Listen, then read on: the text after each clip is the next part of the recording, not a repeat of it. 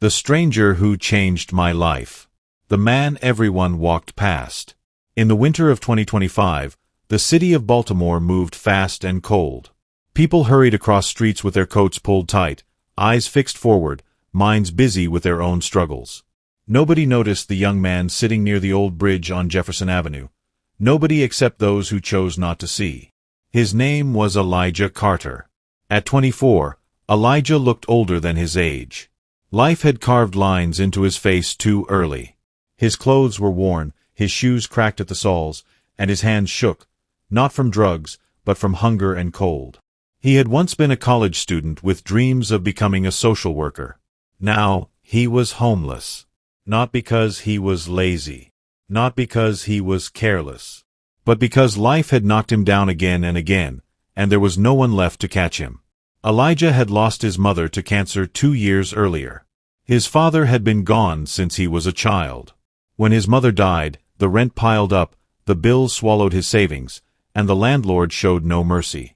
"Business is business," the man had said while changing the locks. That night, Elijah slept under the bridge. Tonight was no different. Cars rushed past as Elijah sat curled beside his small backpack. Inside it were all his belongings, an old notebook, a photo of his mother, and a Bible missing its cover. He watched people pass. Some glanced at him, then quickly looked away. Some whispered. Some pretended he wasn't there at all. Elijah had learned something important about people. Most didn't hate the poor. They were just afraid of becoming them. Across the street, Marcus Hill stepped out of a corner store, pulling his jacket tighter around himself. Marcus was 32, tall, well-dressed, and exhausted. He worked 2 jobs, one as a night supervisor at a shipping company, the other as a rideshare driver on weekends. Life wasn't perfect, but it was stable. He had an apartment, a car, and just enough savings to feel safe. Or so he thought. As Marcus crossed Jefferson Avenue, his phone buzzed. Another missed call from work. He sighed and looked up, and that was when he saw Elijah. Sitting alone. Cold. Invisible. Marcus slowed his steps. His mind immediately offered excuses. Someone else will help. I'm tired. I don't have much myself. Then he noticed Elijah's hands. They were trembling. Not begging. Not reaching out. Just shaking. Marcus stopped walking. Something about the young man's face bothered him. Not pity. Recognition. That could be me, Marcus thought. He remembered nights when eviction notices had come close. Times when one paycheck stood between him and the streets. Marcus exhaled sharply. "Man," he muttered, "don't do this." But his feet had already turned back. He approached Elijah slowly. "Hey," Marcus said, keeping his voice calm. "You good?" Elijah looked up, startled. Most people didn't speak to him anymore. I'm okay," Elijah replied automatically. Marcus frowned. "You don't look okay." Silence stretched between them. Then Elijah whispered, "I just need a little time." Marcus reached into his pocket and pulled out the bag of food he'd just bought, a sandwich, a bottle of water, and a hot coffee. He handed it to Elijah. "Here," he said. "Eat first." Elijah stared at the bag like it might disappear. "You don't have to," Elijah said. Marcus nodded. "I know. I want to." Elijah's hands shook harder as he took it. That moment, small, quiet, unnoticed by the world, was where everything began to change. Elijah ate slowly, savoring every bite. Marcus sat beside him on the cold concrete, ignoring the stares of passing strangers. "What's your name?" Marcus asked. "Elijah." "Marcus." They shook hands. Elijah's grip was weak, but steady. "How long you been out here?" Marcus asked gently. Elijah hesitated, then answered, "Almost a year." Marcus sucked in a breath. "Damn." "I didn't mess up," Elijah added quickly, like he needed to defend himself. "I went to school. I worked. I tried." Marcus nodded. "I believe you." That simple sentence made Elijah's eyes sting. No one had said that to him in a long time. Elijah told Marcus everything, about his mother, the hospital bills, the eviction, the shelters that were always full, and the job interviews that never called back once they saw his address. Marcus listened, didn't interrupt, didn't judge. When Elijah finished, Marcus stared out at the road. "You know," Marcus said quietly, "I almost walked past you tonight." Elijah smiled faintly. "Most people do." Marcus shook his head. "That's not right." He stood up and pulled out his phone. "I can't fix everything," Marcus said. "But I can do something." Elijah looked up. "Like what?" Marcus smiled. "Like making sure tonight isn't another night under a bridge." Marcus paid for a small motel room nearby. Nothing fancy, but it was warm. If real. Elijah stood in the doorway, stunned. "I don't know how to repay you," he said. Marcus shrugged. "You don't. You just keep going." Before leaving, Marcus handed Elijah a card. "My number's on it," he said. "Call me tomorrow. We'll figure out next steps." Elijah nodded, clutching the card like a lifeline. That night, Elijah slept in a bed for the first time in months. And Marcus drove home feeling something unfamiliar in his chest. Purpose. Neither man knew it yet. But that single act of compassion would ripple outward, into boardrooms, global stages, non-profit empires, and millions of lives.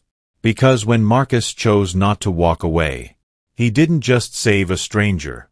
He saved a future. Elijah woke up slowly, confused by the warmth around him. For a moment, he thought he was dreaming. The ceiling was clean. The air smelled like soap instead of damp concrete. A blanket covered his body, heavy and real. Then it hit him. "I'm not under the bridge." He sat up fast, heart pounding, half expecting someone to tell him time was up. But the room was quiet. On the small table sat the untouched coffee Marcus had bought the night before, now cold, but still there. Proof that it had all been real. Elijah rubbed his face and let out a shaky breath. "Thank you," he whispered, though he wasn't sure who he was thanking. Marcus, God, or life itself. He checked the time on the old phone he charged overnight. 7:12 a.m. For the first time in a long time, Elijah had a choice about how to start his day. He showered slowly, letting the hot water run over him like forgiveness. He stood there longer than necessary, afraid the moment would end if he moved too fast. Afterward, he put on the clean clothes Marcus had left in a bag outside the door. Simple jeans, a hoodie, socks still folded neatly. Elijah stared at himself in the mirror. The man looking back still carried pain, but he also carried possibility. He picked up the card from the table. Marcus Hill. Hands steady now, Elijah dialed the number. Marcus answered on the second ring. "You up?" he asked. "Yes," Elijah said quickly.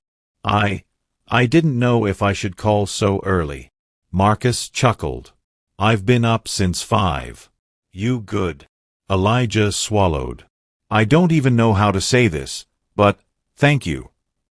"You don't have to say it," Marcus replied. "I hear it in your voice." They met later that morning at a small diner near Marcus's apartment. Elijah hadn't sat in a booth in months.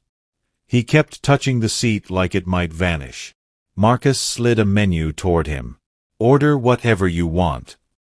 Elijah hesitated. "Anything. Anything." Elijah ordered slowly, apologetically. Marcus didn't rush him.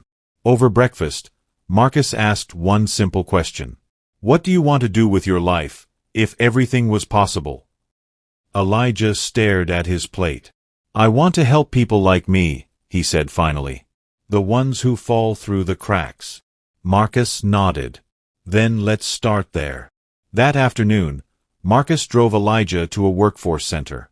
Then to a nonprofit that helped with temporary housing. Then to a church that offered job referrals without judgment. Marcus didn't fix Elijah's life in one day, but he removed the weight just enough for Elijah to stand.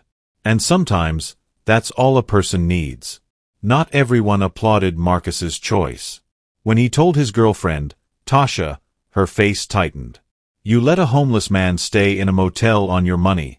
She asked. Yes, Marcus replied calmly. Tasha crossed her arms. Marcus, you can't save everyone. I wasn't trying to save everyone, he said. Just one. At work, his supervisor warned him about missing overtime. You're falling behind, the man said. Personal distractions won't be tolerated. Bills piled up. Gas ran low. Marcus skipped meals some nights so Elijah wouldn't have to. Still, Marcus never complained. Because something inside him had changed. Helping Elijah reminded Marcus who he was before survival had hardened him. 3 weeks later, Elijah got a call. A non-profit outreach center needed an assistant. Temporary position. Minimum pay. Real hours. Elijah's hands shook as he accepted. His first paycheck wasn't much, but Elijah framed it. Not because of the money, but because it meant he mattered again. Elijah worked harder than anyone.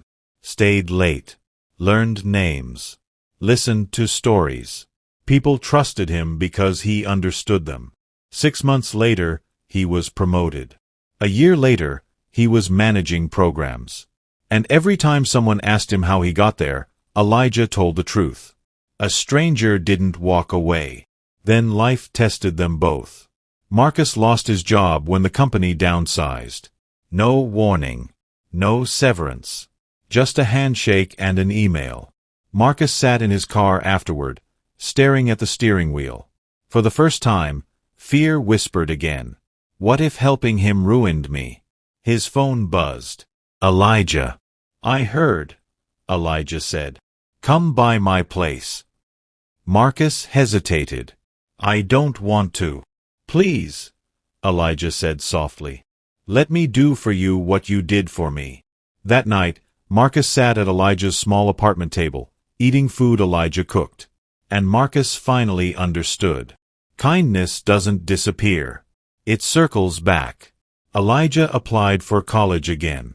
Social work. Scholarships came, because of his story, his grades, his impact. He spoke at community centers. Then conferences. Then universities. By 2025, Elijah Carter stood on a stage in front of thousands. Compassion is not weakness, he said into the microphone. It is courage in action. Marcus watched from the audience, eyes full. The homeless young man under the bridge was gone. In his place stood a leader. And the man who chose not to walk away realized something powerful. Helping Elijah didn't delay his destiny. It defined it. Success didn't arrive loudly. It crept in through responsibility. Elijah didn't wake up one morning and call himself a leader. People began to treat him like one long before he believed it himself. Wherever he worked, people listened. Wherever he spoke, doors opened. One evening after a community forum, a young woman approached him, tears in her eyes. I slept in my car for 3 months, she said. Nobody cared. But hearing you tonight, it made me stay. That night, Elijah couldn't sleep. He sat at his small desk, staring at the old notebook he once carried in his backpack under the bridge. He opened it again, for the first time in years. And he wrote one sentence.